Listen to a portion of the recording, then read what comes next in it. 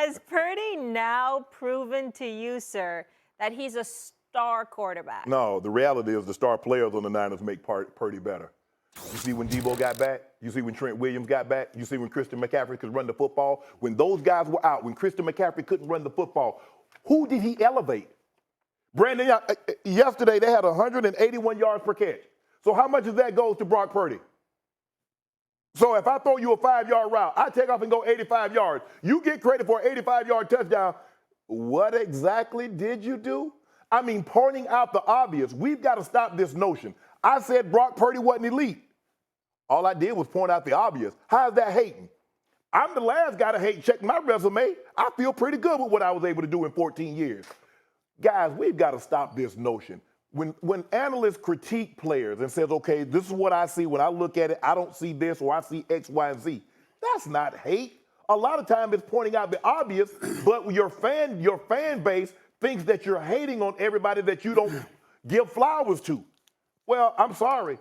I think Brock Purdy is a good quarterback, but I think he plays a lot better when Debo and those other guys elevate their level of play and bring him up. We agree before we get to Dio, and I want you to put Dio up on the screen here. Here's the deal, y'all. We're going to stop. First of all, understand that the trolls out there are the ones that, oh, the hell with them. Who gives a damn what they say? And by the way, about flowers, I love this expression, giving flowers. You know the people who say that? The people who are too damn cheap and been too damn cheap all their life to buy flowers for other people. That's why they don't mind giving you the flowers, because it's going to cost them anything. But when they got to go and get some flowers, they ain't got the interest enough, they ain't thoughtful enough, and they damn sure too cheap. I get my wife flowers. I agree with you. That's the least you can do. You're probably picking from your garden outside, knowing you.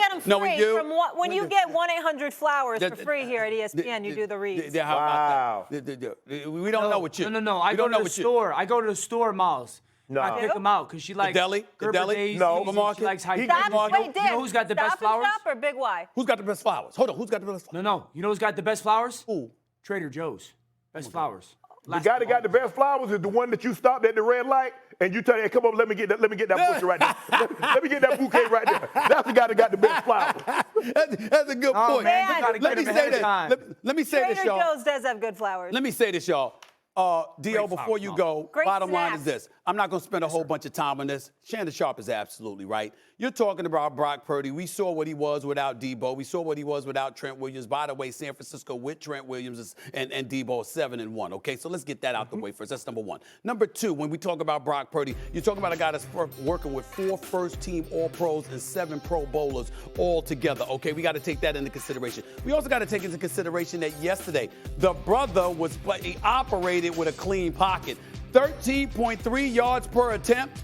Okay, first quarterback to average 11-plus yards per attempt in 3 straight games since Kurt Warner in 1999. I mean, the man is sitting back there taking pictures, calling his honey, saying, when you want to go for dinner and all of this other stuff before he throws a damn pass, okay? This is what we're talking about with Brock Purdy. So let's just reel it in. I'm not saying the brother can't play. I'm not saying that he's not handling his business. A perfect passer rating is a perfect passer rating. But if we really, really want to be honest and real about something, let's take into account Kyle Shanahan.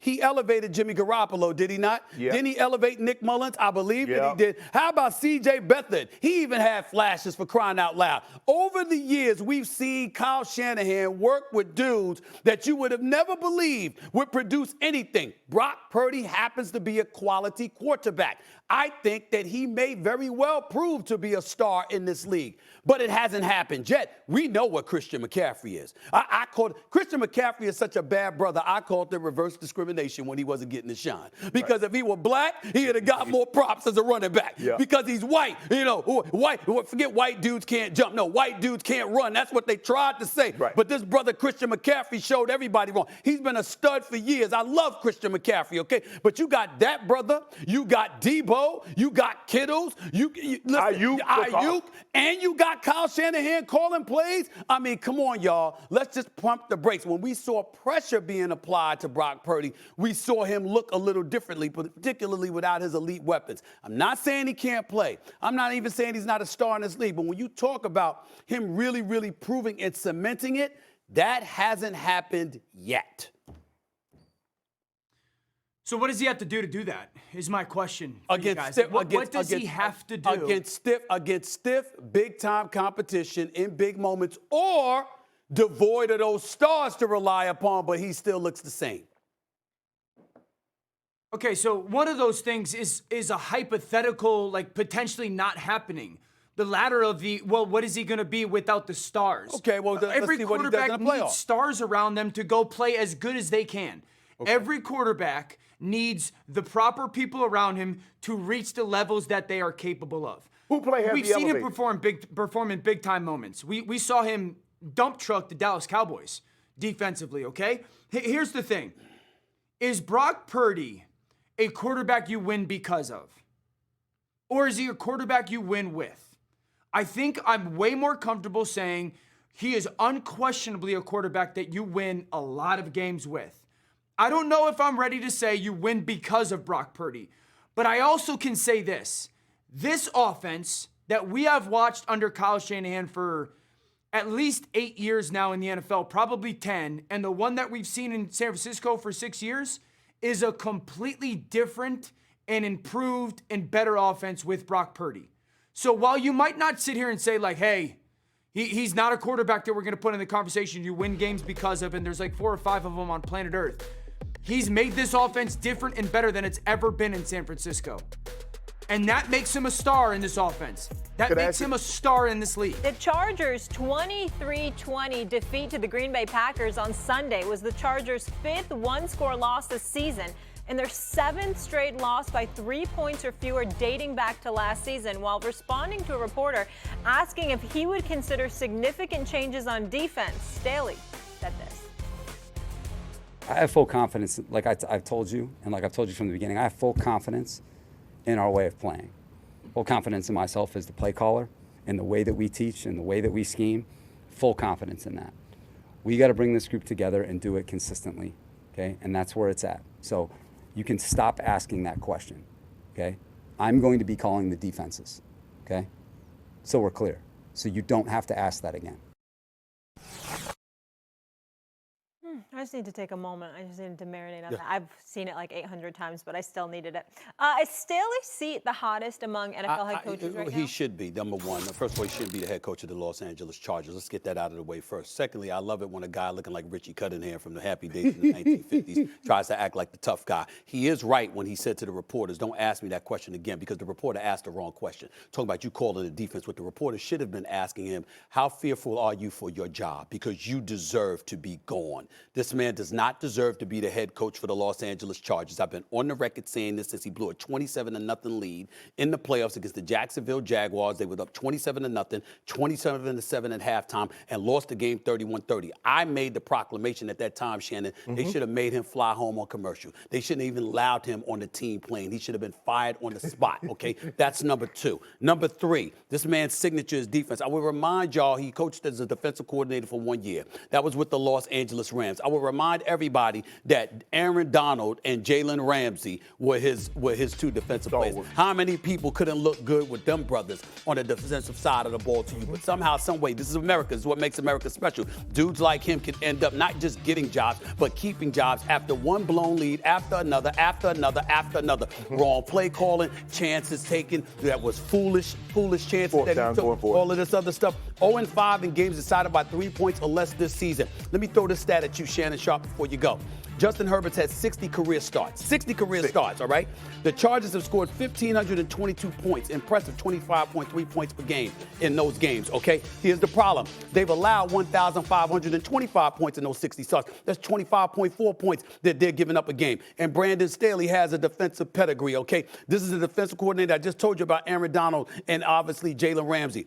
Defense, since 2021 when Brandon Staley has become the coach, the Chargers have allowed the 6th most yards and the 7th most points in the entire National Football League, even though their offense have gained the 5th most yards and scored the 6th most points. This man, certain dudes are made to be coordinators. If that, he is not a leader of men. He clearly doesn't have the pulse of his team. He's clearly feeling the pressure and is going to go after a reporter. Well, you in L.A., the second largest market in the United States of America. Correct. He ain't worthy of that. You got to get a grown-ass man up in there. And I'm not trying to say that as him, as a man, as a person. But I'm talking about as a football coach in the National Football League, as a leader of men, you could see he doesn't have the pulse of this team. And he's right, it's not just the defense, but defense is your signature. And the reality of the situation is he threw his players under the bus, no matter way you like it. Right. Oh, listen, I'm going to call the plays, and the defense played well, and we're doing this, and we're doing. In other words, it ain't me. Yes, the hell it is. You got rid of Lombardi. Vince's grandson, as Mad Dog said it in his What Are You Mad About segment. You got rid of him as your offensive coordinator. You got Kellen Moore in there.